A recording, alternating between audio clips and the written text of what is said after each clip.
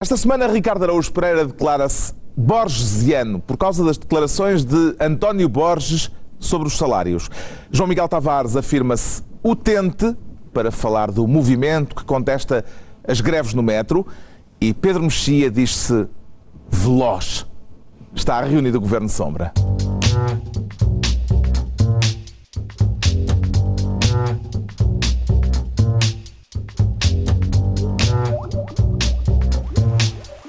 Ora viva, sejam bem-vindos no fim de uma semana com o mundo de olhos postos numa chaminé de Roma e depois de mais um prefácio de Cavaco Silva analisado à lupa. Vamos falar do prefácio mais adiante, mas da chaminé falamos já porque o João Miguel Tavares quer ser Ministro dos Fumos esta semana. Gostaria de ter podido tutelar o conclave, João Miguel Tavares. O quê? Em vez do Espírito Santo? Em vez do Espírito Santo? Não. Eu não tenho nenhum problema em irritar presidentes e primeiros-ministros. Agora que o Espírito Santo era um Mas gostava de ser pomba e esvoaçar por aquele conclave. Mas houve uma gaivota, atenção. Houve uma gaivota. Um sinal. Um sinal. Houve muitos sinais. É o franciscanismo a começar. Mas não. O Espírito Santo está lá muito bem e daquilo que se pôde ver pela reação do mundo católico e não católico foi acolhido com entusiasmo. Este Papa argentino foi acolhido com entusiasmo. Ficou satisfeito ou desiludido? Ainda é um bocadinho cedo para saber, digo eu. Mas pela sua atuação naquela varanda, merece nota máxima. Parece que começou com uma piada, não é? E eu simpatizo, tirando uma outra pessoa que só faz piadas, eu simpatizo com as pessoas que arrancam com piadas. Mas qual foi a piada? Acho que não deve ser. A piada que foram ao fim do mundo. Foram buscar ao fim do mundo, que curiosamente faz ressonâncias com o que João Paulo II já tinha dito em 1968. Agora, a reação das pessoas é que tem muito a ver com isso. Ou seja, na verdade, muito católico está à espera ansiosamente, desde 2005, por um João Paulo III. Não é?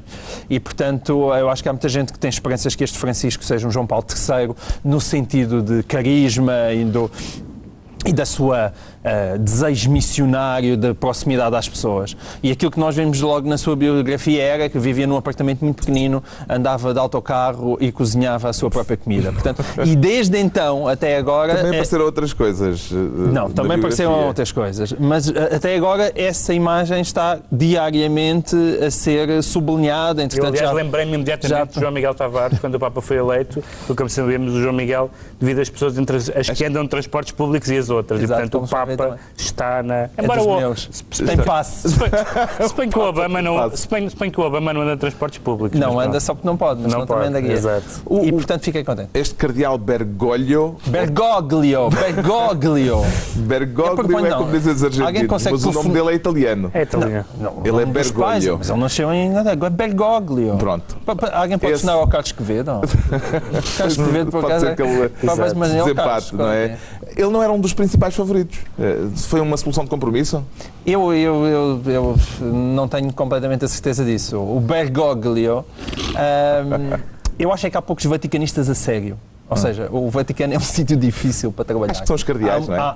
É aquele eu acho que cardeais. há muita gente que dá palpites, mas verdadeiros vaticanistas não há muito. E os verdadeiros vaticanistas tinham-no colocado lá. Aliás, porque era público que supostamente o Bergoglio foi a pessoa que ficou em segundo lugar há 8 anos. E que terá pedido para não ser eleito. A chorar, pedido para não ser eleito e que agora já teria feito a piada de que Deus vos perdoa aquilo que vocês fizeram.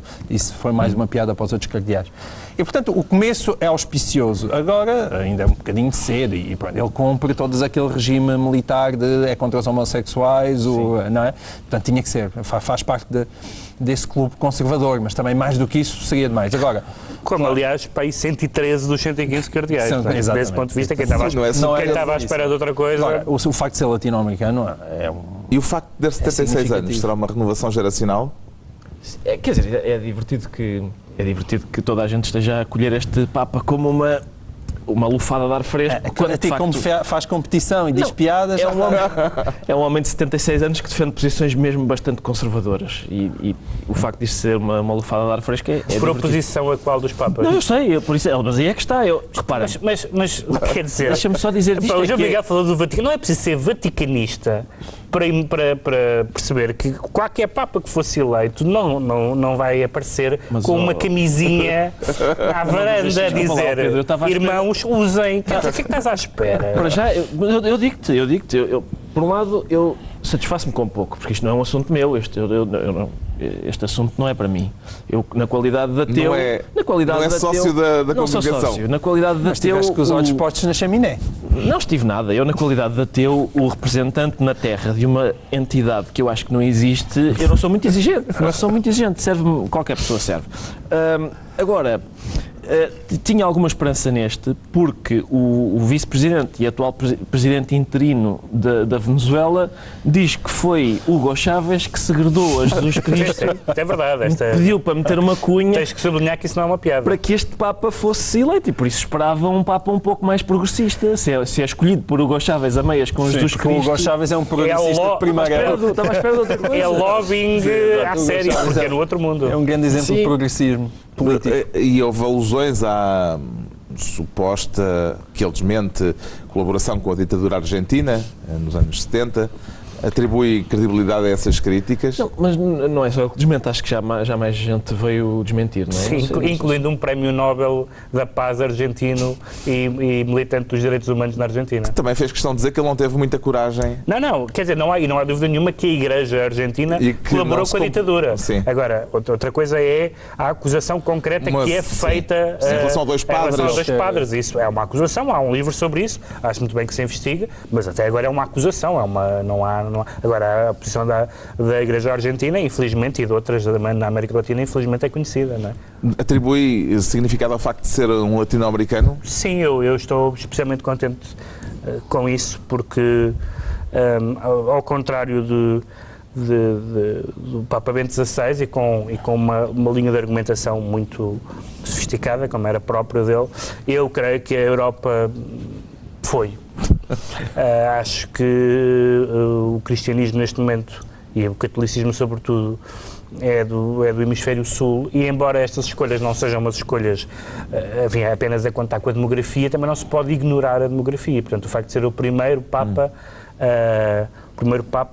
do continente americano, o primeiro Papa não europeu dos últimos 1300 anos, acho que é isso.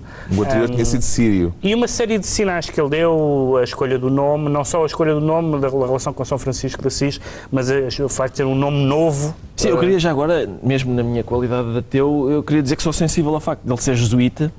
E ir buscar outro. Escolher um nome de um franciscano. Tem-se posto a questão sobre se a homenagem é Francisco Xavier ou Francisco Xavier. Francisco Xavier é um jesuíta português, mas acho que ele disse que era Francisco. O próprio porta-voz, o padre Lombardi, veio dizer que ele esclareceu que era por causa de Francisco de Assis. Eu tenho jesuítas e franciscanos na minha vida e sempre tive... E quais são os teus favoritos? Eu tenho muito. O Padre Joaquim é um dos meus favoritos. Não, mas no embate jesuíta versus franciscano. Os jesuítas e franciscanos empatam. E gosto do Padre António Vieira.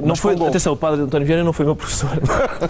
Por pouco, mas... Deixa-me só dizer que no caso da recepção que ele teve na Igreja, houve palavras positivas tanto do Opus Dei como de Hans Kung, o mais conhecido dos teólogos progressistas. Escorraçados. De repente houve uma unanimidade quase obamista. Está em estado de graça, pode-se dizer. Sim, o que fica bem é um Papa, não é? Não, mas rapidamente esqueceu a questão da idade, porque supostamente a questão da idade era uma questão premente ali, mas isso foi logo ultrapassado.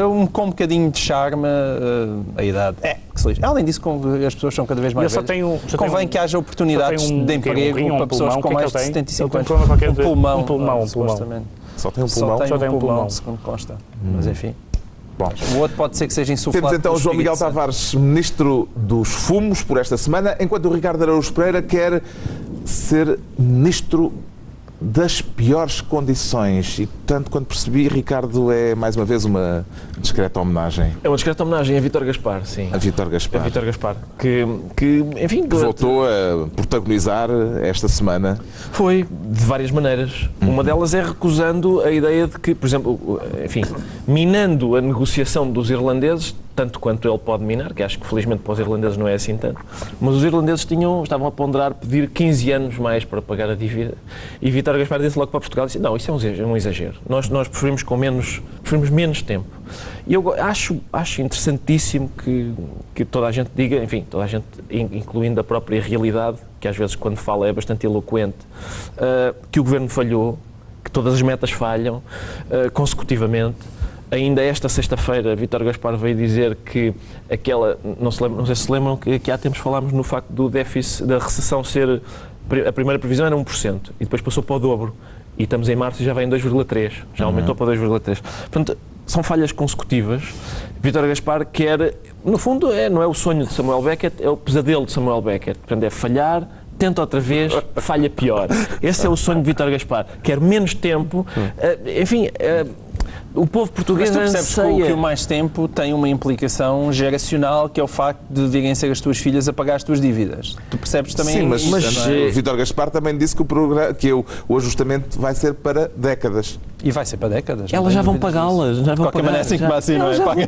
Aliás, neste momento é duvidoso que alguém, nós ou os nossos filhos, as consiga pagar. Neste momento é duvidoso. Mas, sem dúvida. Mas qualquer das duas. Vítor Gaspar, também é um bocadinho. Não. Também é um bocadinho. É um bocadinho, sabes porquê? Porque neste momento, eu ainda agora, quando vínhamos para o estúdio, estava a ouvir João Almeida, do CDS, dizer, é um bocadinho esquisito que as instâncias internacionais, como o FMI, etc., já vieram reconhecer, bom, aquilo dos multiplicadores e tal, realmente não calculámos bem o impacto que estas medidas de austeridade teriam em momento de recessão. Mas os técnicos no terreno não fazem eco desse reconhecimento. O que é curioso é que o próprio Vítor Gaspar não faz. As instâncias internacionais dizem, se calhar enganámos-nos aqui um bocadinho. Vítor Gaspar continua a dizer, não, é o mesmo e com mais força. Queremos ir além. Isso é dito por um político da oposição, não é? É da oposição. É o porta-voz de um dos partidos do governo, por isso sim, é um político da oposição. Será que o governo já admite a expressão espiral recessiva depois desta nova revisão dos números macroeconómicos? Dificilmente a admitirá, pelo menos com estes termos, evidentemente, isso seria uma derrota demasiado grande. Agora, que está tudo a resvalar em termos tanto de números o número de desemprego, quando o próprio governo já está a falar em 19%, estamos mas, João Miguel, o que é curioso é a União Europeia está ansiosa para os deixar governar com rodinhas. Com os rodinhas na bicicleta. E ele diz, não, eu consigo sem isto. Mas o aflitivo não é isso. É que cada vez que o Vítor Gaspar cai da bicicleta, quem parte os dentes somos nós. Isso é que é o problema principal. Mas o problema é quando tu andavas a pedalar. Já não temos. Tu antes de Vítor Gaspar andaste 10 anos a pedalar com montes de investimento público, montes de consumo privado, tudo aquilo que é a fabulosa receita que é suposto tirar-nos do buraco em que nós estamos. E, no entanto, essa receita que foi despejada sobre a economia durante 10 anos, a única coisa que fez foi fazer-nos chegar até aqui e um crescimento nulo, que foi o crescimento durante a primeira década do século XXI. Portanto, as soluções, de facto, não são fáceis. Aquilo que eu critico neste governo, mais uma vez, e é de estar aqui provavelmente até ser velho e com mais cabelos brancos do que os que tenho atualmente, acho que estamos a perder uma genuína oportunidade para fazer reformas que são necessárias. E essas eu não as vejo. Porque não é só a questão da correção do déficit está a ser adiada. São os famosos cortes dos 4 mil milhões que já são até 2015. E esse debate, que é o debate mais sério, continua a não ver ser feito, e isso sim é uma oportunidade tragicamente perdida. O Dr. Troga falou esta semana em 8 mil milhões e não em 4 mil milhões. Provavelmente são 8 mil milhões, não me espantaria. Genuinamente não me espantaria. Quer dizer, é um número. Não, porque os 4 mil milhões, para serem efetivos, pressupõem uma coisa que é crescimento. E se nós não acreditarmos que o crescimento venha a aparecer, como parece óbvio que não vai aparecer durante muito, muito tempo, os 4 mil milhões também não vão chegar. E, portanto, os 8 mil milhões é o quê? É o número aproximado daquilo que é o nosso déficit anual. E é evidente que é esse número que tem que desaparecer para nós. Temos umas contas em que aquilo que recebemos equilibra-se com aquilo que nós pagamos. Quer dizer, não é muito difícil chegar aí. Agora, esse debate está a ser feito, mais uma vez, não. Isso sim é que é uma oportunidade perdida. É estar a sofrer para nada. E essa inutilidade de estar a sofrer para nada é que pode vir a ser imperdoável. Vítor Gaspar admitiu esta semana uma vez mais que não admitiu de forma explícita, mas com os números à frente admitiu de forma implícita, voltou a falhar nas previsões. E, ao mesmo tempo, viu reforçados os seus poderes. Só no déficit, no PIB e no desemprego. Pois só isso. São só esses coisas menores. Tirando isso, está muito bom. Mas, ao mesmo tempo, viu reforçados os poderes que tem no controlo sobre os outros ministérios Que leitura é que faz destes dois dados aparentemente é o que é conhecido em política como o princípio Vítor Constâncio, que é quando se provou que tu não cumpriste o cargo tal como esperavas, és promovido. Foi o que aconteceu com o Vítor Constâncio com a supervisão bancária, que não funcionou em Portugal, portanto vamos fazer a supervisão bancária da Europa toda. No caso de Gaspar, eu tenho tido algumas conversas engraçadas e outras menos engraçadas, há que dizê-lo, com alguns apoiantes do governo que me querem fazer crer, e até alguns membros do governo, melhor dizendo, que me querem fazer crer que nós não estamos a ver, nós, as pessoas críticas, e sobretudo as pessoas que, sendo da área política do governo, são críticas do governo, que nós não estamos a ver bem. Mas eu não preciso de ver bem, só preciso de ver bem no sentido de saber ler, e não é possível que, sem dúvida, a questão do acesso ao crédito e dos mercados, nós falámos já isso aqui, esse ponto dou como garantido que é uma vitória do governo, mas ponto.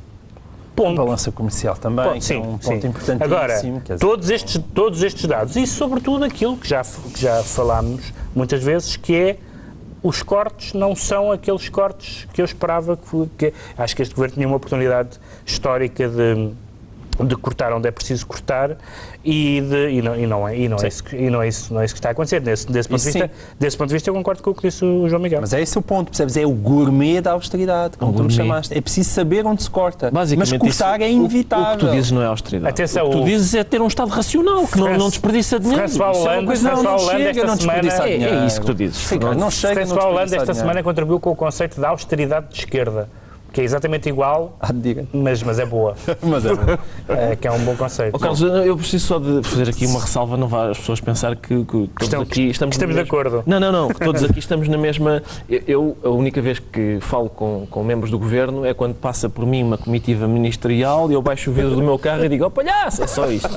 Não, o Pedro fala mesmo com eles, atenção. O Ricardo Araújo Pereira fica assim, ministro das piores condições. Quanto ao Pedro Mexia, quer ser ministro do predócio. E o neologismo, neste caso, é roubado, não é seu. Não sei se ele inventou, o Belmiro de Azevedo. É roubado por si. Não é isso, mas eu não sei se é um neologismo que ele inventou ou se a palavra... enquadra. Eu fui procurar e encontrei também Belmiro de Azevedo a falar do predócio já em 2006 ou 2007. O predócio é uma criação, então. É um negócio que dá prejuízo.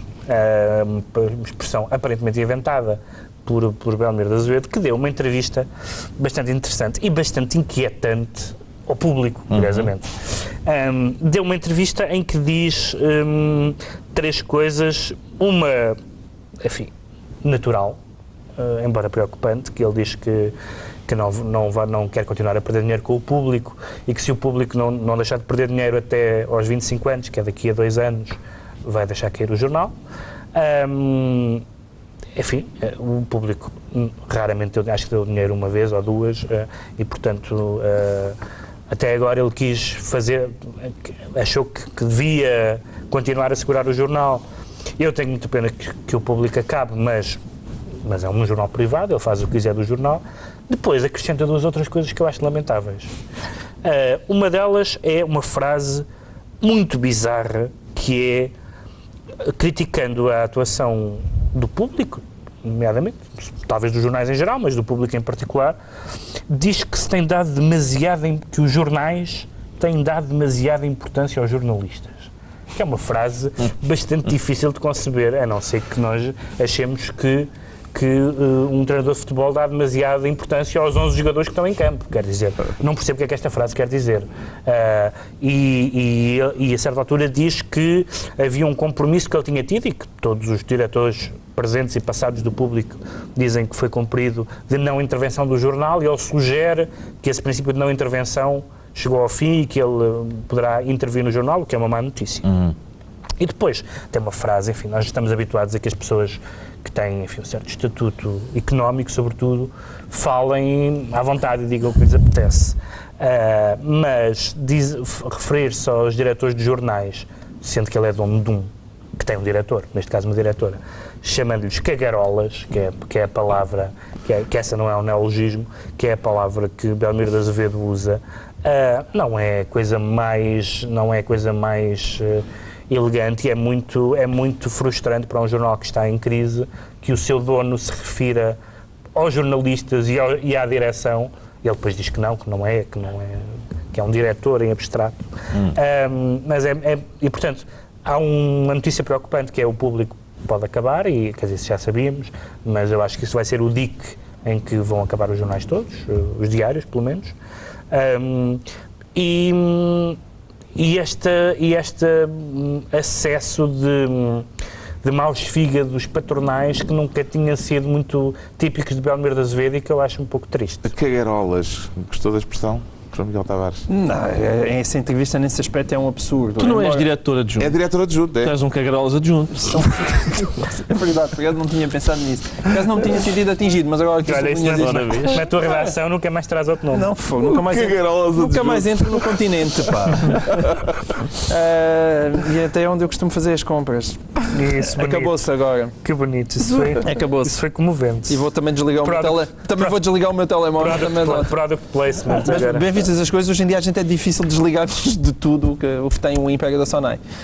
Quer dizer, se nós quisermos ter muito boa vontade para com Belmiro de Azevedo, que é um daqueles capitalistas que, quando eu olho, é uma pessoa com qual eu simpatizo, no sentido que é de self-made man e de ter conseguido o Império que conseguiu, não sei o quê. Não está em causa. Não está em causa. Não, mas há pessoas com que a gente simpatiza mais e menos, não é?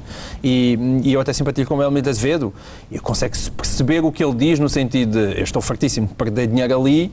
Certo? Claro, e é verdade que eu conheço muitos jornalistas que têm quase uma exigência de mecenato sobre o seu próprio negócio. Ou seja, eu sou jornalista e, portanto, o meu patrão serve-me para pagar as contas. Mas essa é a parte normal da entrevista. Isso é normal, isso é absurdo. Agora, ele é que sabe se quer ou não. De resto, o resto da entrevista, aliás, pela deselegância para a atual diretora do Público e tudo isso, se compreende com aquele lado que o Belmiro também tem de eu digo tudo o que me apetece e tudo o que me vai à cabeça. Agora, até economicamente é um absurdo, porque economicamente chama-se desvalorizar um ativo.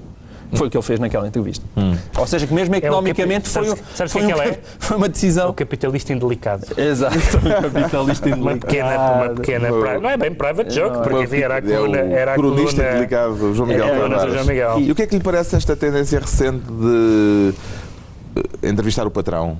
Quer dizer, temos Belmiro no Público, Balsemão frequentemente na SIC, Alberto da Ponte entrevistado pela RTP. Sim, há aqui um padrão. Há um padrão, sim.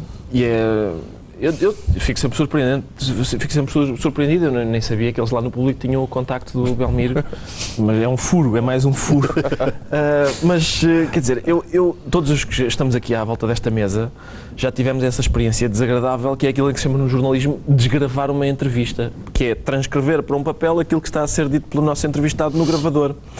Isso normalmente é chato, é um trabalho aborrecido. Transcrever quando o entrevistado está a defender o fim do meu posto de trabalho, ou pelo menos uma redução de 50% nos... Não, desculpa, deixa-me só interromper, porque há uma coisa muito boa. Quando o Belmiro diz... Porque tem-se dado demasiada importância aos jornalistas. Depois vem a bold, que é a pergunta, o entrevistador a dizer, senhor engenheiro, parece uma exclamação do Tintin. Sendo que ele é o capitão ad hoc, o Belmiro. Mas há aqui este padrão de entrevistar o patrão. Bonito. Sim, é bonito, é um padrão bonito e lá está, e é hard-hitting journalism, como se prova. Senhor engenheiro é encostá-lo à parede, é encostar o entrevistado à parede. Bom, estão entregues por esta semana as pastas ministeriais. Daqui a pouco o prefácio de Cavaco. Agora o João Miguel Tavares declara-se utente. O que é que o leva a afirmá-lo assim publicamente? E consumidor também, consumidor, utente, tudo isso. Utente. Mas neste caso... consomes sequer aquele serviço? Cidadão? Então não consumo. Queres que eu te mostre aqui o meu passe? Não Eu sou como o Papa. Estamos a falar do utente... Utente de um metropolitano de Lisboa. Quanto é que custa um bilhete de metro, Sator? Isso é um momento de bem e a carcaça. Posso dizer, se quiser. É 1,20€. Bom, mas não interessa. E o passe custa 35€. O meu. Vá, continua lá. É verdade, não sou o Vasco Polido Valente. E tu não és o meu José Magalhães, não era? És o meu Jorge Magalhães. É o Jorge Magalhães, não é? José Magalhães? É o José Magalhães. José Magalhães? Quem estava a debater com ele? É melhor avançar. Não podemos ficar aqui a discutir a história da televisão portuguesa. Bom, e então o que é que se faz? O Centro Metropolitano de Lisboa. Sim, isto há duas coisas boas aqui. É porque primeiro, a pessoa de quem eu vou falar é Aristides Teixeira, que está em todas. E ele agora, lembram-se do Aristides, além, para mim, ele será sempre o pirata no Nicolau Breiner, e também foi o homem que esteve ali na ponte 25 de Abril e agora está ao lado dos utentes do Multiplano de Lisboa. É um indignado à Valete, rapaz. Já era indignado quando ainda ninguém se indignava. Mas desta vez é uma indignação de facto original. É o homem dos transportes. O barco dos piratas em Nicolau Breiner, depois a ponte e agora primeiro rodovias e agora subterrâneo. Mas isto tem graça porque eu não me recordo de repente haver um movimento de utentes contra determinadas greves. E é isto que se está a passar. E eu sinto-me muito identificado. Como utente, sinto-me profundamente identificado. Não, mas há sempre uma grande. Há sempre muito descontentamento. Sim, é um bocadinho escondido, género. Sim, mas são trabalhadores, quer dizer, são trabalhadores em greve, devem estar a sofrer, coitados, não os vamos estar a incomodar. A gente fica aborrecido do metro que está fechado, mas não fazemos nada.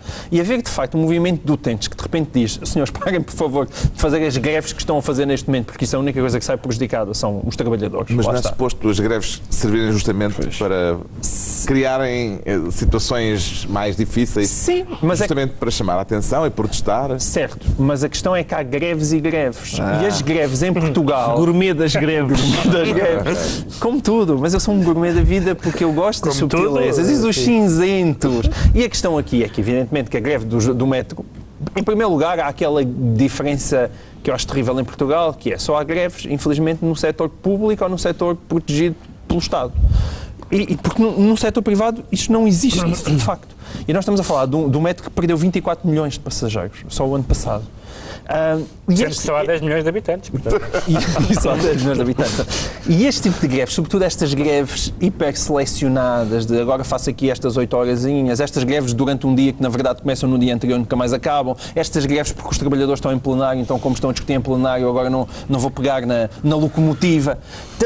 Quer dizer, aquilo chega a um ponto tal que a administração do metro está-se nas tintas, por isso simplesmente nas tintas, porque aquilo não é etapa, não é? Portanto, está-se nas tintas, deixa andar, e os trabalhadores continuam com isso, e o utente em si, de facto, já perdeu a noção, e depois não há sequer serviços mínimos no metro de Lisboa. Não poderia queixar-se da administração por estar nas tintas, em vez de se queixar dos trabalhadores que fazem greve? Porque a culpa é da administração. Mas alguém sabe, aliás, de quem é que é a culpa no meio disto? Aliás, no meio das greves, já alguém sequer percebe hoje em dia porque é que as pessoas fazem greve? Não, é este tipo de greve de repetição. Senão não estariam contra os significa as duas coisas. O direito à greve é indiscutível, mas tem que se olhar para a lei da greve com uma seriedade que eu acho que não tem que ser feita até aqui. E não tem que ser também aquele monstro sagrado no qual não se pode tocar e no qual ninguém pode mexer. O João Miguel está para a greve como os padres estão para o sexo. É assim, senhor, faça-se, mas com muita moderação. Só muito de vez em quando. Sim, mas eu acho que a greve não deve ser um Kama Sutra, de facto. Deve ter posições devidamente estabelecidas. Este é o contributo que faltava. Se eu pudesse voltar atrás no tempo, já estou arrependido de ter feito este... Desculpa, João Miguel. Meu Deus. Kama Sutra, de repente o Kama Sutra. É isto? Não se pode fazer uma observação que ele não... E é isso que eu tinha a dizer. Mas, João Miguel, vamos lá ver. Em impressão minha, estes utentes estão a manifestar-se contra o rio que tudo arrasta. Não é? E não contra as margens que o comprimem. pouco de Brecht. Não, porque já tivemos Beckett e agora Brecht. Porque o meu dicionário de citações fui ao B. Mas nós hoje vamos ao P, lá mais à frente. Lá mais à frente vamos ir para o P. Mas lá está. Mas utiliza dramaturgos século XXI, estás a perceber? Porque uma coisa, nós já estamos muito... Esta argumentação é imbatível. Estamos em 2013, não tenho... Não é que o problema é que de facto o mundo mudou. É que de facto o mundo mudou. E mudou, e nós não podemos falar como se estivéssemos no tempo da Revolução Industrial. É como aquelas pessoas que falam, dizem que a crise, tu falas com a crise, eu já ouvi gente falar com a crise como se nós tivéssemos regressado à década de 40. Disseste falar com a crise? Não regressamos. Não, criticam a crise. Nós não regressamos à década de 40. Nós estamos numa crise horrível. Mas regressamos à década de 2000. Regredimos 10 anos, 12 anos, 13 anos. É péssimo. É. Mas porquê exagerar sempre? É a mesma coisa. Tu ires pescar o Brecht, é a mesma coisa do que alguém dizer que este Portugal de 2013 é igual a Portugal de 1940. Não é. Isso soa-me tanta pimenta no rabo dos outros. A sério. Repara. Não, porque é no meu, que é no metro. Ainda nesta sexta-feira, Vítor Gaspar estava a fazer previsões sobre o desemprego e, ao que parece, em 2016 o desemprego vai voltar a descer e nessa altura então estaremos mais desafogados com o desemprego que temos hoje. Portanto, em 2016, já depois da subida do desemprego, vai descer o suficiente para termos o desemprego que temos hoje. Talvez em 1940 fosse um bocadinho mais. Deixa-me só contrapor, quando houve uma efeméride qualquer sobre o Brecht, fizeram um inquérito à porta da Faculdade de Letras a perguntar aos alunos quem era o Brecht e vários não sabiam quem era, outros sabiam vagamente do nome, mas a minha resposta favorita é: não é um letrista dos Doors? Eu adoro essa resposta, porque é verdade. E é verdade, é factual. É o letrista dos Doors. Show me the way to the next Whisky Bar. É capaz de ser a coisa mais célebre. Já agora eu queria só dizer, João Miguel, que realmente os trabalhadores públicos fazem mais greves do que os privados, ou se calhar só eles fazem greves. Mas também há aqui uma questão importante, que é: só o patrão dos trabalhadores públicos é que pode tomar medidas inconstitucionais. Um patrão privado tem mais dificuldade em fazer isso. E só o patrão do serviço público é que conseguia ter um déficit como hoje em dia tem nos transportes. Se aquilo fosse privado, tinha fechado há séculos. Já percebeste se essa tua frase é de esquerda ou se é de direita? Porque é tão de esquerda que chega a ser de direita essa frase. Não sei se é. Nós ainda estamos à espera que o Tribunal Constitucional se pronuncie, mas em princípio o patrão destes senhores é o único que pode tomar medidas inconstitucionais. O Pedro Mexia, quando o assunto é metropolitano... Eu sou um metropolitano, não gosto muito do campo. Mas há aqui a questão, o João Miguel falou da Revolução Industrial, e este é um bom exemplo para o marxismo, porque a luta de classe, uma das questões que me sempre fez espécie na maneira como é definida, eu acredito nas classes, acredito na luta de classes, não na forma como o marxismo propõe, mas uma das coisas que me fez sempre espécie na ideia de luta de classes é a ideia de que as classes só lutam com as outras classes. A ideia de, por exemplo, que os trabalhadores gostam muito dos trabalhadores, que os burgueses gostam muito dos burgueses, que os patrões gostam muito dos patrões. Isso é uma alucinação. Mas tu estás a dizer que Marx tem ainda mais razão do que na verdade tem. Exatamente. É uma reinterpretação da ideia de luta de classe. O Marx horizontal. Marx horizontal não faço questão. Mas só tinhas um Marx vertical. Não, a verdade é que as classes não se amam umas às outras. E quando os seus interesses setoriais e circunstanciais colidem, não há cá consciência de classe. Estes senhores podem ter os seus problemas laborais, mas eu quero há um certo darwinismo latente. Não, eu sou tudo menos darwinista, mas é um facto que o amor entre a própria classe não acontece muito. Bom, está esclarecido porque é que o João Miguel Tavares se declara utente esta semana e o Ricardo Araújo Pereira confessa-se borgesiano, mas não é para falar nem de espelhos nem de labirintos. B. Mas é outro Borges. E outro do século XX. Exato. Não, este é do século XXI já. Sim, pois é. É para falar de um autor do século XXI. Exatamente. Não é o Borges cego, é o Borges que não quer ver. é este nosso António Borges. A propósito de mais um... Enfim, ele voltou esta semana à carga com aquela ideia segundo a qual, a propósito do salário mínimo e tal, que o ideal era baixar salários. E eu até admito ouvir António Borges nesta altura, em Portugal, dizer é preciso baixar os salários se essa frase for seguida de principalmente o meu. Nunca é. O salário dele não é. Mas nunca é. Como consultor não é nada de especial. Não é certo. Não tanto por aí. Mas nunca é sobre o dele. Normalmente é o salário mínimo e os salários mais baixos. E isso, quer dizer, vamos lá ver, as pessoas com menos salário compram menos coisas. Comprando menos coisas, as empresas vendem menos. Vendendo menos, produzem menos, precisam de menos empregados e o desemprego aumenta e assim sucessivamente. É a chamada espiral recessiva. Que o consultor do governo faça propostas deste tipo é muito coisa, não é? Acho que explica muito claramente porque é que estamos assim. Será um caso de ofendidismo este, João Miguel Tavares? Não, o do Borges neste caso é mais de palermismo, diria eu, por uma razão simples, é porque aquele já tinha corrido tão mal a Pedro Passos Coelho que ele, quer dizer, depois de matar vem ele dizer, ou ao contrário, primeiro depois de esfolar vem ele dizer mata, não é? A questão de base, quer dizer, eu como liberal até se pode colocar uma outra questão, aliás, acho que até foi o Adriano Veltes que escreveu um artigo sobre isso no Diário Económico, que é se faz sentido existir um salário mínimo. é uma boa questão, ou seja... Ou até o salário, em geral. Faz sentido existir um salário mínimo, porque o salário mínimo, mais uma vez, é uma coisa muito século XIX e início do século XX. Pode-se achar hoje em dia que entre um trabalhador e um patrão há inteligência suficiente para que, se atribuir um valor, há países muito respeitáveis, penso que aliás na Suécia, por exemplo, não existem salários mínimos, e há países muito respeitáveis onde isso não existe, porque acham que os empresários e os trabalhadores são suficientemente adultos para conseguirem combinar um número pelo qual faz sentido remunerar o trabalho. Agora, eles no Val do Ave já fazem isso, não é? Existindo Suécia e Val do Ave, existindo um salário mínimo, agora insistindo um salário mínimo e sendo o salário mínimo português 485 euros, é ridículo achar que o problema em Portugal é por causa de 485 euros. Eles na Suíça estão a tentar estabelecer um salário máximo. Isso é capaz de sim, isso é muito mais interessante. Há alguns contratos coletivos de trabalho que estão indexados ao salário mínimo e, portanto, isso, um aumento do salário mínimo pode trazer alguns problemas. Agora, o salário de 485 euros é um valor absolutamente ridículo. Portanto, estar a falar disto, ou como se isto fosse um dos grandes problemas do país, não é de todo. Porquê que isto é um tema, Pedro Mexia, do Governo? Não sei, o Ricardo é que escolheu. Não tem nada a ver com isso. Para o Governo, para Pedro Passos Coelho, para António Borges... Porquê que é um tema o salário mínimo? Não sei, quer dizer, vamos lá ver, eu queria distinguir, apesar de tudo, as duas coisas. O Primeiro-Ministro exprimiu Em resposta a António José Seguro, não é? Sim, exprimiu, não sei bem o que é, não sei se era um desejo, se o que era, mas disse que não havia condições. Agora, foi uma passa. Portanto, na verdade não há notícia quanto a... Agora, o facto de termos um governo muito pequeno e de termos uma série de figuras que gravitam à volta do governo, como esses consultores, que não sabemos exatamente qual é o grau de vinculação, ou seja, o grande problema de termos uma figura como António Borges é que quando ele diz estas coisas, e ele tem dito muitas, não é? Ficamos sempre a dizer, será que é isto que o Primeiro-Ministro pensa, mas não diz? Agora, na verdade, o Primeiro-Ministro não disse isso, ou seja, o Primeiro-Ministro pode ter...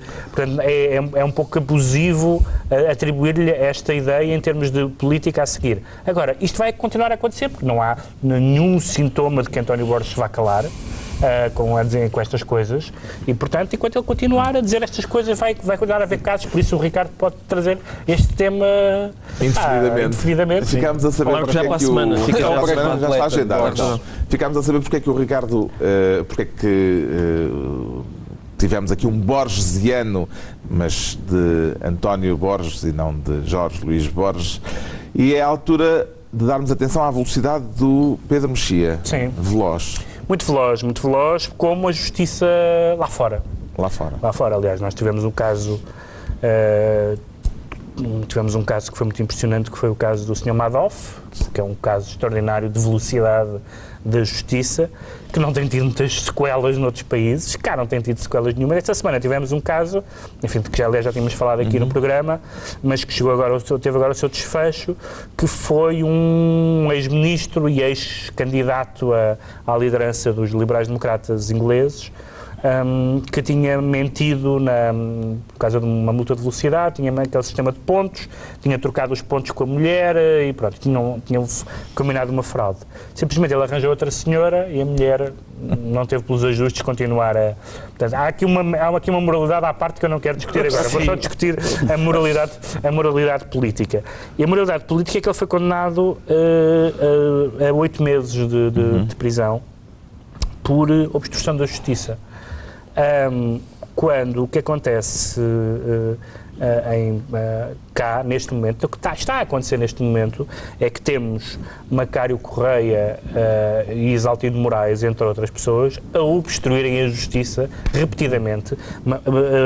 Isaltino Moraes vai, segundo o jornal I, em 44 recursos.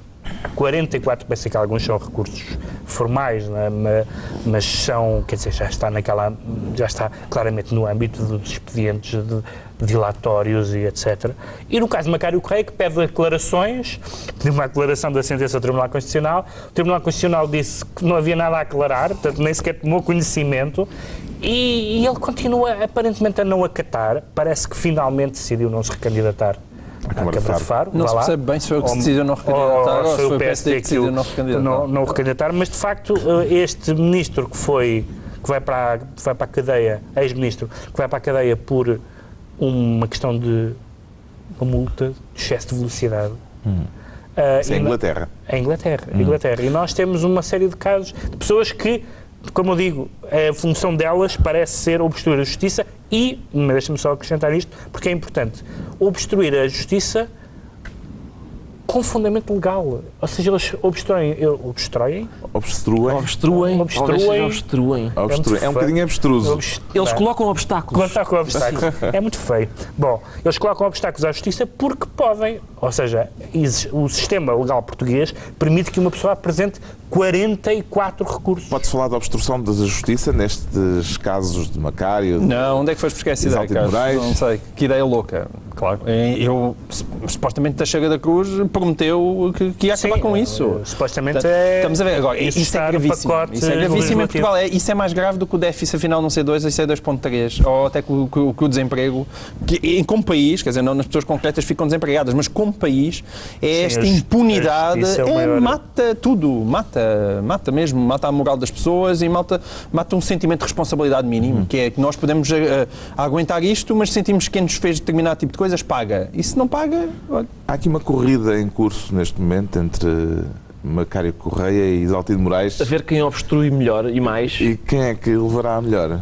Acho que o Isaltino está bem colocado para ganhar essa corrida, não é? Mas apesar de tudo, enfim, por todas as coisas que a gente pensa da conduta de Isaltino Moraes e de Macário Correia nesse aspecto da obstrução à justiça, faz-me ainda mais confusão quando é a própria justiça que obstrui a justiça. Este verbo é exclugado. Obstrui, creio que sim. Não é? E, por exemplo, eu estive fora esta semana, mas li no Expresso Online que o presidente da Autoridade da Concorrência tinha dito que esta investigação sobre a cartelização dos bancos, que está supostamente a ocorrer agora, a investigação estará concluída em 2015. Portanto, em 2015, daqui a 2 anos, nós vamos saber se em 2013 houve ou não houve cartelização dos bancos. Que é na altura em que o desemprego vai voltar ao valor que tem hoje. É possível. Se calhar é tudo... Talvez até magistrados no desemprego, porque, enfim, o processo durou tanto tempo que já foram despedidos. Um dos temas políticos da semana foi o prefácio ao 7º volume das intervenções do Presidente da República. A expectativa criada à volta do texto justificou-se, João Miguel Tavares? Não, de todo. Eu acho que eu tive a mesma sensação, por exemplo, quando vi o primeiro Matrix. O primeiro Matrix foi o prefácio do ano passado, cheio de ação, porrada no primeiro... E então uma pessoa vê aquilo... Momento Max Weber. E depois de repente... Na altura o governo é outro. Na altura o governo é outro. Mas depois de repente uma pessoa vê a sequela e... isto afinal não tinha interesse nenhum. Os críticos acorreram em massa, não é? Toda a gente a ler o prefácio, eu até próprio tive eu que ler o prefácio, 21 páginas, e é isso que indigna, desculpa lá, João Miguel, já agora em grupo devíamos protestar, numa altura em que António Borges vem com baixar os salários, eu peço um reforço do nosso, porque este programa obriga-nos muitas vezes a fazer coisas repugnantes, como ler um prefácio extensíssimo e muito aborrecido de Cavaco Silva. E que depois tudo exprimido, nada, é apenas o costume dele a vangloriar-se, a dizer eu sou o tipo bestial, eu sou o melhor que Portugal pode ter. Agora, de facto, a melhor análise que eu vi a isto foi feita por um senhor chamado Ricardo Araújo Pereira, um rapaz com talento, numa revista chamada Visão, em que faz uma comparação com o Saint-Exupéry e que certamente ele terá simpatia de nos trazer até aqui. Claro, não me estragues Não, foi só para te lançar a deixa. Obrigado. Toma lá. Mas ainda não é para ele. Não podes saltar um bocadinho. Não, quero saber se o Pedro Mexia... Esta casa tem regras. Isto é tudo no sítio. Não, fica ao Saint-Exupéry para o final. Vamos embora. Eu vou repetir também o que também já disse noutro sítio, que é ao sistema semipresidencialista corresponde a um semipresidente. Porque, de facto, as pessoas dizem, por um lado, havia pessoas que tinham grandes expectativas que o Presidente tivesse uma intervenção que constitucionalmente é duvidoso que tenha. E no outro extremo é dizer ele não pode fazer nada. E o sistema, eu sou contra o semipresidencialismo, sou um parlamentarista. Agora, se existe semipresidencialismo, é que apesar de tudo se acha que na arquitetura do sistema em momentos de crise, o Presidente tem uma palavra a dizer. A palavra a dizer não é uma palavra de autojustificação e do seu lugar na história. Se é para isto, não vale a pena. Agora, não se pode dizer que eu tenha grandes expectativas, porque nós já sabemos o que a Casa gasta em relação ao Cavaco Silva. E Saint-Exupéry? Mas um pouco antes, Carlos, já agora só é que eu já... É preciso ganhar balanço. Foi em sede própria que escrevi isso e já agora eu gostava de vos dizer que no século XVI, Sá de Miranda pergunta: que farei quando tudo arde? Pergunta, entretanto, retomada por Gastão Cruz, por António Lobo Antunes, etc. Cavaco Silva finalmente dá a resposta satisfatória: que farei quando tudo arde? Nada.